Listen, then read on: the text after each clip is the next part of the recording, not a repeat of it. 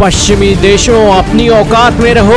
रूस, चीन और भारत की तिकड़ी बहुत जल्द एक्शन लेने वाली। अमेरिका के बाद नाटो की धमकी। वेस्टर्न कंट्रीज अपनी सीमाएं भूल गए। जी हाँ दोस्तों, इस वक्त की बहुत ही बड़ी खबर आ रही है RIC यानी कि रशिया, इंडिया, चाइना के फोरम से। दोस्तों, एक बार एक शेर था, उसका बेटा उससे दूर हो जाता है और भेड़ों के ग्रुप में वो बड़ा होता है, लेकिन वो शेर की तरह दहाड़ और शेर की तरह जो चाल है उसको भूल गया।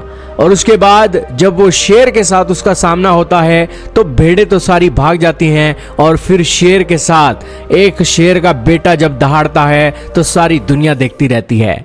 ऐसे ही दोस्तों, एशिया कॉन्टिनेंट एक शेर है, लेकिन ये वेस्टर्न कंट्रीज की जो भेड़ें हैं, चाहे ब्रिटेन हो चाहे अमेरिका हो, भले ही इन्होंने भारत को कितना भी लूटा हो, लेकिन ये शेर तो फिर शेर ही रहेगा।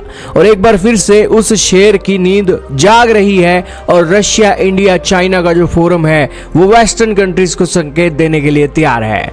दोस्तों, हाल ही में रशिया ने कहा था कि वो रशिया, इंडिया, चाइना के फॉर्मेट को दोबारा से स्टार्ट करना चाहते हैं।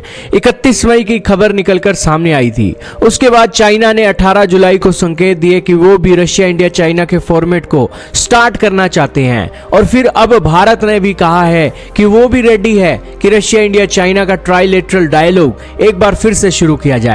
दोस्तों, रशिया, इंडिया, चाइना का यह ग्रुप फोरम है क्या और आखिरकार काम कैसे करता है?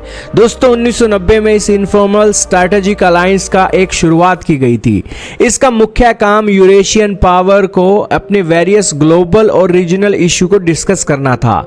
RIC के अंदर अलग अलग मुद्दों पर डायलॉग होती है, जैसे West Asia, Afghanistan, climate change, terrorism, regional connectivity. और 3 देशों के जो फॉरेन मिनिस्टर्स हैं वो 2002 से रेगुलरली मिल रहे हैं।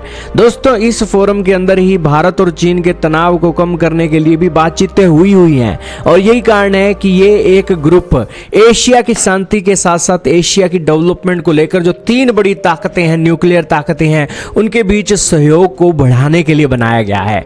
इसका ना तो उद्देश्य वेस्टर्न कंट्री से है, बल्कि इसका उद्देश्य अपने लोगों की डेवलपमेंट के लिए है। इस RIC ने एशिया के समिट्स को एक नई पहचान दी है। SCO हो या ब्रिक्स हो, ये सभी के सभी समिट इस RIC ग्रुप से ही निकले हैं। और यही कारण है कि ये RIC एक बहुत महत्वपूर्ण फॉर्मेट है और बेस है SCO के साथ साथ ब्रिक्स का। और दोस्तों, हम क्यों कह रहे हैं कि वेस्टर्न कंट्रीज को यह साफ संदेश है?